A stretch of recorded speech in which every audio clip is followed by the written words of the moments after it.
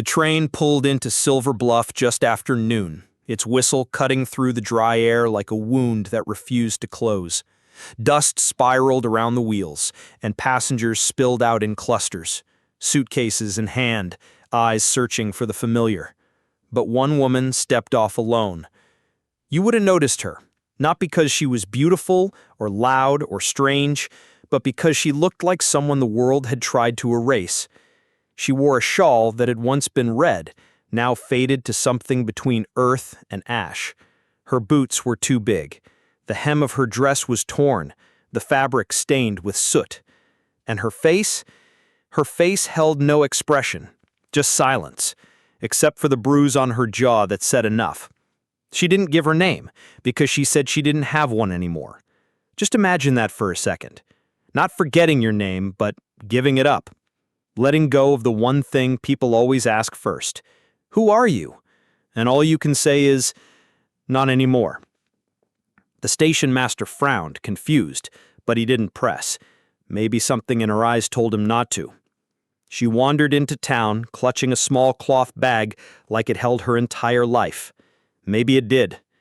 People stared. Whispers followed. The merchant muttered something low about women like that. The boarding house slammed its door before she could say a word. By sunset, she found a dry corner behind the general store, curled up in the dirt with that bag under her head. The stars blinked above, distant and indifferent, the kind of night that makes you wonder if anyone would notice if you vanished. Then came the voices, drunk, careless, close. A laugh, a slurred suggestion, footsteps. And here's where the story begins to shift. Out of the shadows stepped a man, tall, broad, silent. He didn't threaten, didn't speak, just stood there like a storm no one invited.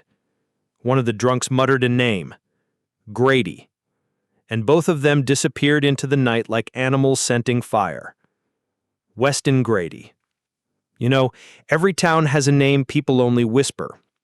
Someone folks avoid but never forget. That was Weston, the kind of man people feared, maybe because he didn't ask for fear, but never explained himself either.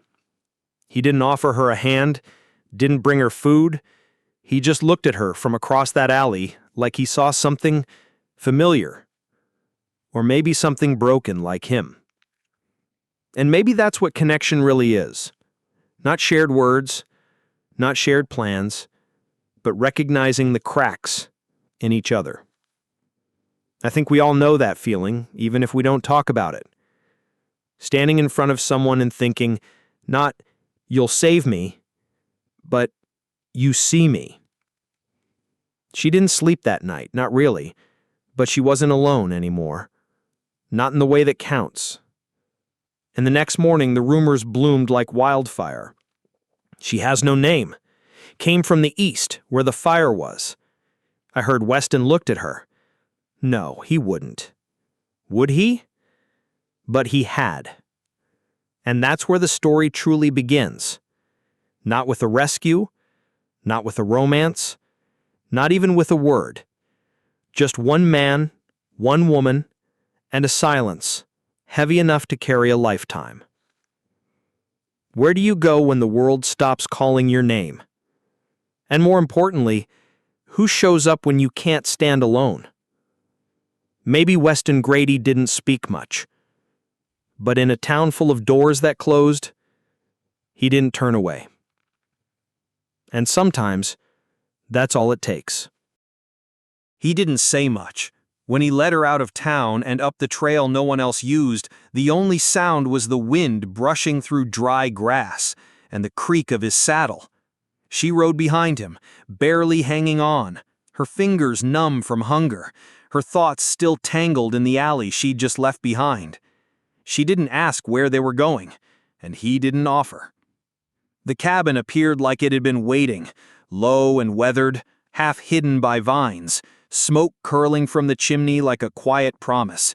There was no welcome sign, no lantern on the porch, just a door he opened and held, once, before disappearing inside.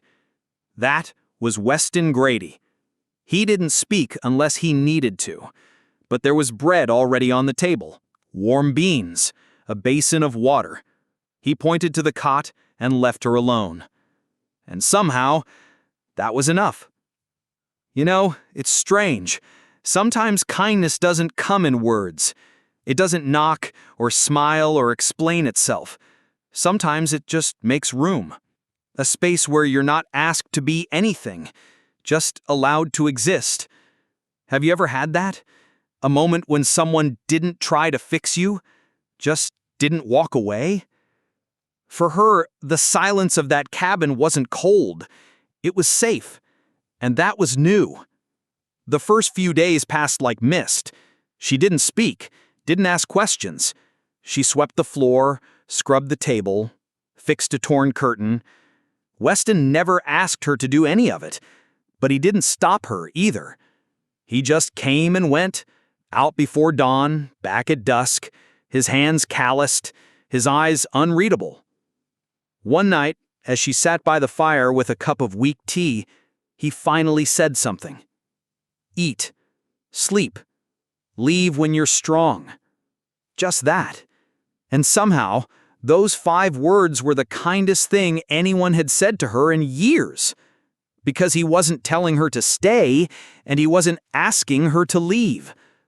He was letting her decide, giving her time, and space, and quiet.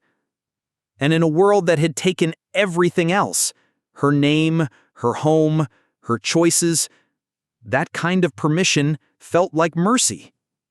She didn't trust it at first. Trust isn't something that snaps back like a rubber band. It unravels, slow and quiet, like morning light over frost. But slowly, something in her began to thaw. She started waking early, before the fire died. She'd knead bread with frozen fingers, fetch water from the creek, not out of debt or duty, but because doing gave shape to the hours. And Weston, he never tried to fill the silence. He just existed beside her. Sometimes at the table, sometimes across the room. Always present, always still. And that stillness, it wasn't emptiness, it wasn't distance. It was the kind of silence that says, "You're not alone here. You don't have to speak to be seen." Maybe it sounds small. A bowl of beans, a blanket tucked under your chin.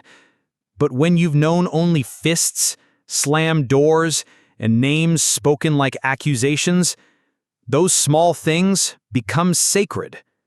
She didn't know if she was being rescued or just resting. But for the first time in a long time, she wasn't running. Not from herself, not from the cold, not from the sound of her own breath in the dark. And even though she didn't have a name anymore, didn't want one, this place, this rhythm, this stillness, it started to feel like something she might not want to leave. There's a kind of silence that doesn't feel empty. It's not the silence of distance or avoidance. It's the kind that lives between 2 people who've lost too much to speak of it yet, who sit near the fire and let the crackling say what they can't.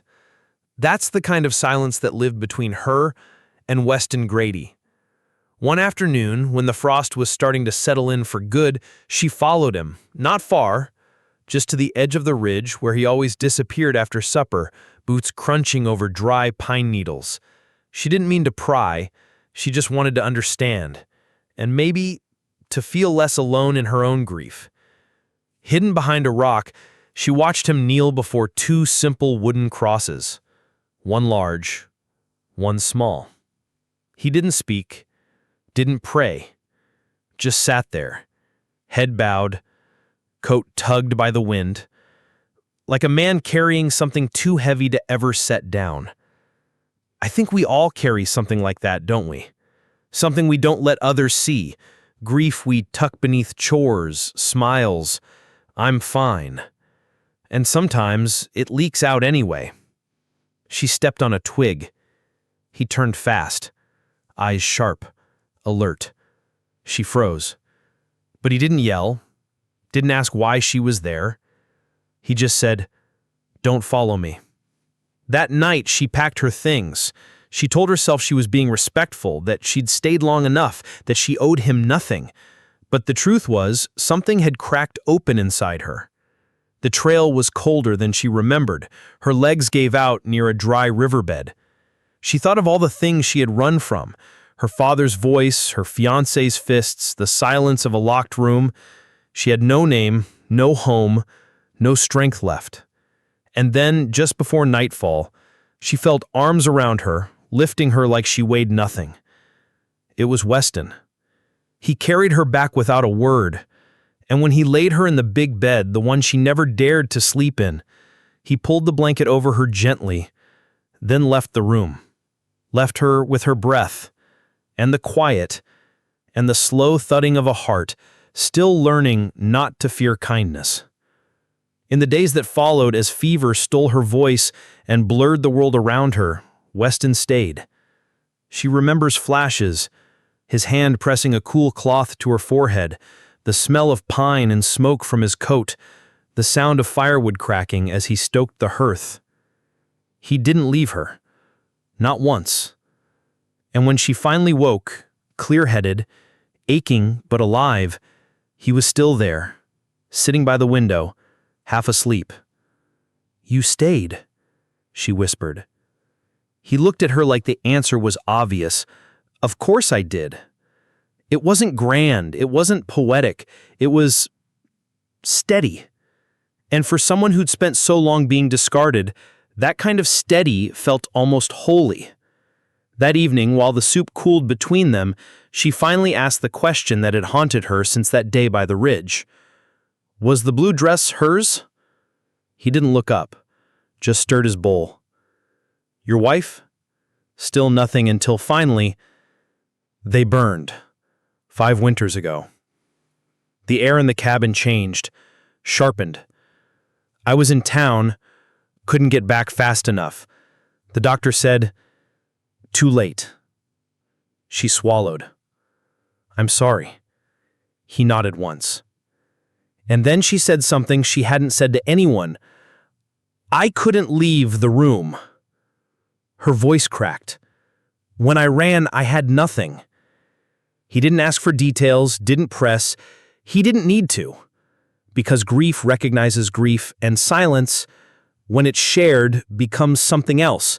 Something like understanding. That night, they didn't speak again. They just sat by the fire. 2 people, 2 ghosts. And for the first time in a long time, neither one was alone. One night, long after Weston had fallen asleep in the chair by the fire, she stepped outside. The wind had stilled.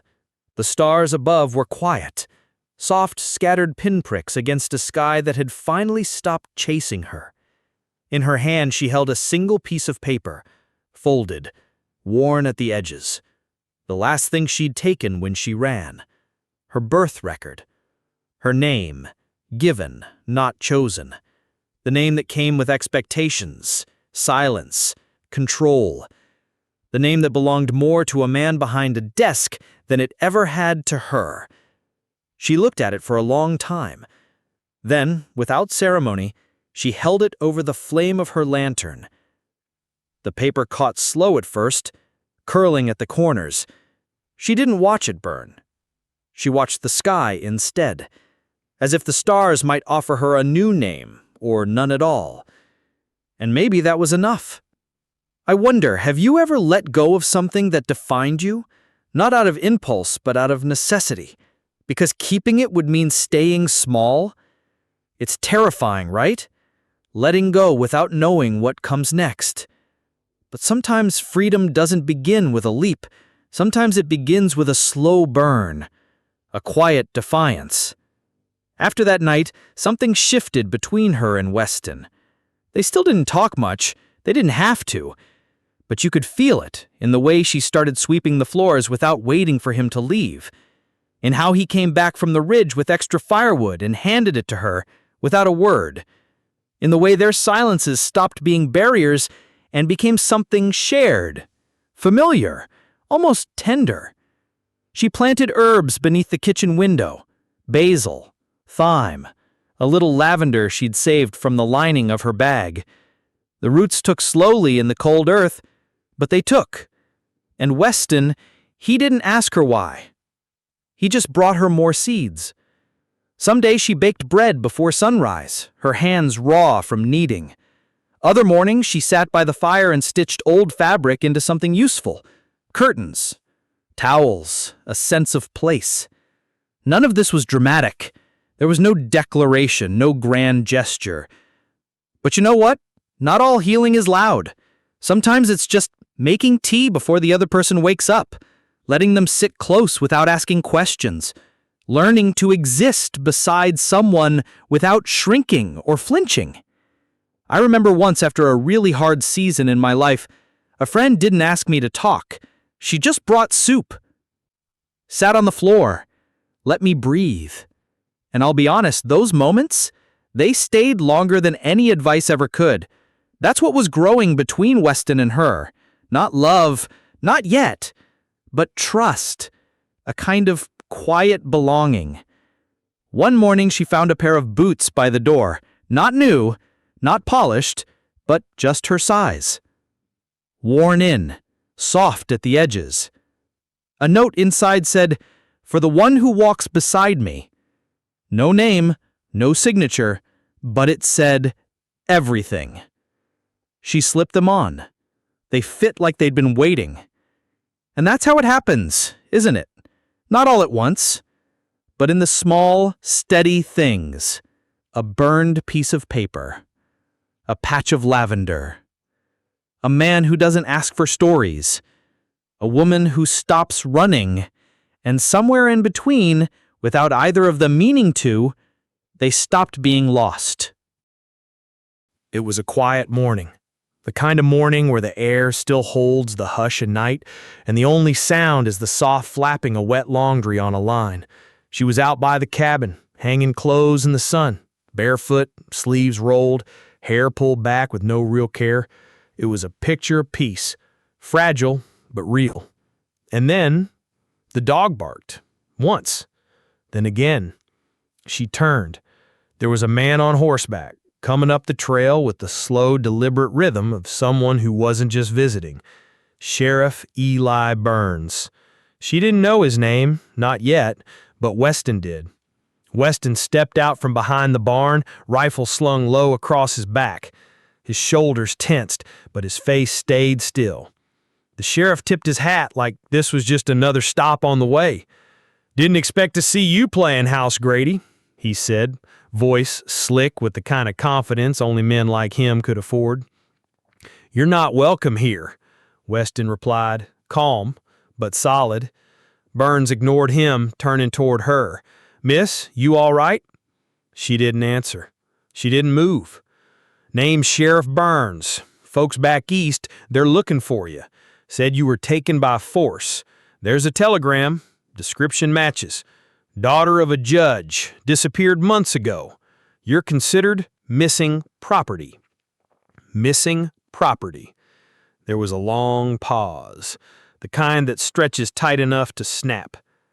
"I wasn't taken," she said. Her voice was steady, even if her hands weren't. "And I don't want to be found." The sheriff chuckled, but there was no humor in it. "That's not how this works.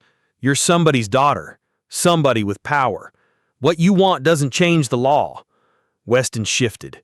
"She's not property," he said, low and hard. "You think the judge cares what she says? She ran. She's unstable. I got the law behind me." Weston stepped forward, not rushing, just closing the space with the weight of a man who'd already lost too much to let anyone else be stolen. "She's not going anywhere." And in that moment, everything stopped.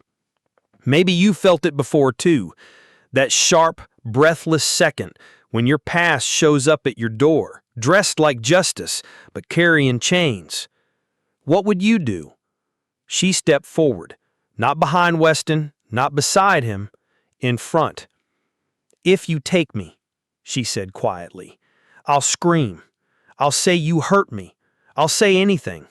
I'd rather die in this cabin than go back to that house with my name on the gate and no voice of my own." The The sheriff's eyes flicked between them. He saw it then, not just resistance, but something bigger. Something that couldn't be argued or written off. A woman who had already chosen herself. A man who would never ask her to. "You're making a mistake," Burns muttered. She didn't look away. "I already made one, letting people decide my life for me." There was no more to say. He turned his horse without another word, and only when he was out of sight did Weston finally breathe. Shoulders dropping, jaw unclenching. She touched his arm once, just once, and he let her. Because in the face of a past that tried to claim her again, she didn't just survive, she stood, and he stood with her. It happened 2 nights later. The sound of hooves came like thunder, tearing through the stillness that had finally begun to feel like home. She was at the hearth, stirring a pot of stew, when the dog let out a low, anxious growl. Weston was already on his feet, rifle in hand, boots moving with the kind of calm that only comes from a man who's walked into fire before. She didn't ask. She didn't need to. Something in his face told her everything. Outside, 3 men dismounted, lanterns in hand, guns at their hips. Sheriff Eli Burns was one of them, of course, because men like him don't walk away. They circle back when they think the silence has made you soft. "I gave you a chance, Grady," he shouted. "This time I'm not asking." Weston didn't shout back. He just stepped out onto the porch like the cold didn't matter, like the fear didn't reach him. But she could see it, in his jaw, in his eyes. He was ready to lose everything if it meant she wouldn't be taken. "She's not yours," Burns called out. "You're harboring stolen blood." And Weston said, calm as the snow, "She belongs to no one, not even me." That was when she reached for the shotgun by the hearth. Her hands shook, her breath came fast, but her mind was clear in a way it hadn't been in years. Because the last time someone tried to take her, she stayed silent. Not this time. The first shot rang out like it had waited years to be heard. One of the deputies screamed, clutching his leg. Chaos cracked open. Gunfire lit the trees. Weston moved like he'd trained for this moment, not out of hatred, but out of necessity, out of love he didn't know how to name. She held the line from the window, eyes sharp, heart pounding, refusing to be a shadow again. Another man fell. Burns ducked behind the water trough, cursing, panting, shaking. Then, silence. Just smoke and wind and the sound of their breath coming back into their bodies. Weston stepped forward, rifle still raised. Burns lifted his hands. "All right," the sheriff rasped. "All right." Behind Weston, she appeared, still holding the shotgun, still standing. "Go," Weston said, low and final. Burns didn't argue this time. He just mounted his horse with a broken sneer and vanished into the trees. Inside, she let the shotgun drop. Her hands were numb, her knees ached, her body still buzzed with leftover adrenaline and something else, something like grief, but also release. Weston looked at her from across the room. "You okay?" he asked. She swallowed hard, shook her head just a little. "Not sure," she said, and she meant it. But then she looked at him, really looked. And in that moment there was no doubt about one thing. They had chosen each other. Not through vows, not through promises, but in the fire and the fear and the standing side by side when it mattered most. There's a kind of love that doesn't need language, the kind that says, if they come for you, they'll have to go through me. And there's a kind of woman who, once silenced, learns to speak in thunder. That night, as Weston cleaned the splinters from the porch and she stitched the tear in his sleeve, neither of them smiled, but something had shifted, like a wound that finally stopped bleeding. He could have let her go. She could have walked away. But they didn't. And maybe that's what love really looks like in the end. Not rescue, not safety, but choosing to stand together when the world tries to take you back. Spring came slow that year. The hills that once held frost and silence began to soften. Green pushed up through the brittle earth, shy at first, then certain. And in that cabin on the ridge, where two people had once only survived, something began to grow. Not loudly, not quickly, but real. Weston rebuilt the porch rail one afternoon, the way someone might repair their own ribs, quietly, without complaint. Fresh cedar from the ridge, smooth and clean. She watched him work from the garden, her hands deep in the soil, coaxing life from places that had been dry for too long. Lavender, basil, a few stubborn carrots that refused to quit. Inside, she painted the bedroom window a pale blue. It wasn't much, but it was hers. And sometimes that's all you need, a patch of color that says, I was here. I chose this. I think we talk a lot about freedom as escape, as running. But I've come to believe that freedom isn't just about getting away. Sometimes it's about staying, about choosing to build something, even when you've lost everything. One morning, just as the creek began to thaw, she found a pair of boots sitting by the door. Not new, but strong, worn in just enough. A note was tucked inside, nothing flowery, just a few words. For the one who walks beside me. There was no name. There didn't need to be. And then one night, long after Weston had fallen asleep by the fire again, she stepped outside into the cold air, holding something that had weighed her down for too long. A letter. The last tie to the world she came from, the world that had named her, shaped her, wounded her. She didn't cry, she didn't shake. She just held it over the flame of her lantern and waited.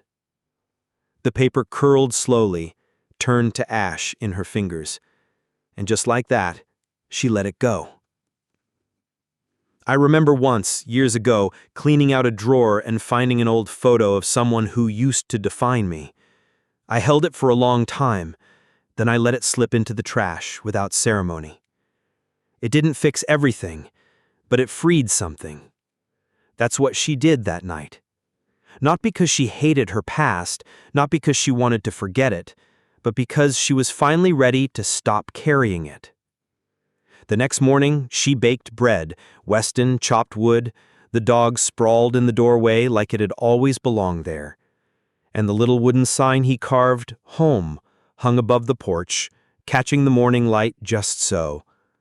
No one asked for vows, no one demanded promises, but they were building something sacred. Not a life free of pain, just a life where pain didn't get the final say. There's something holy about two people choosing each other again and again without words. And maybe that's what family can look like. A man with rough hands, a woman with dirt under her nails, a dog that guards the steps, a place you come back to at the end of the day and think, yes, this is mine. I'm safe here. Not perfect, but real. And for people who spent years being forgotten, erased, or owned, maybe real is the most radical kind of freedom there is. For a long time, they didn't speak about it, about what they were, about what they weren't, but they didn't have to. Because some connections don't need to be named to be real. They just need space to breathe, and the silence to grow roots. After the smoke cleared, after the sheriff left and the porch was mended, life returned in small ways, quietly, almost shyly. She fed the chickens, swept the floor, knelt in the garden without asking if it was still hers to care for. And Weston, he carved firewood, tended the fence, sat by the window with a book he never seemed to read. No one in town came looking again, but the whispers still floated through Silver Bluff. She's still up there, living with him like a wife. Something's not right. But Weston didn't answer, and she didn't flinch. There's something powerful about learning to let people say what they want, especially when you finally know what you want. I think a lot of us spend our lives trying to prove something, that we're good, that we're worthy, that we belong. And when we stop chasing approval, when we stop apologizing for the shape of our own survival, that's when we start to feel whole. One afternoon, she sat by the window with a piece of parchment, the wind humming soft against the glass. And she wrote. Not a letter, not a confession, just a story about a woman with no name, no husband, no home. A woman who was supposed to disappear, who was supposed to stay quiet, but who stayed anyway, because someone who had lost everything made space for her pain, not with words, but with stillness, with staying. She folded the page and placed it on the windowsill under a small river stone. By morning, the paper was gone. In its place, just 5 words. Stay as long as you want. There were no initials, no handwriting she recognized. Just an answer. Gentle. Open. Enough. And maybe that's the kind of love that matters most. The kind that doesn't ask or chase or hold too tight. The kind that simply says, you're not too much. You're not a burden. You're welcome here for as long as you need. I remember once, years ago, after the end of something I thought would last, I stayed with a friend who didn't ask what happened. She just made tea, made space. Let me be. Sometimes that's all we need to begin again. And in that little cabin on the ridge, without ceremony or title, they kept choosing each other.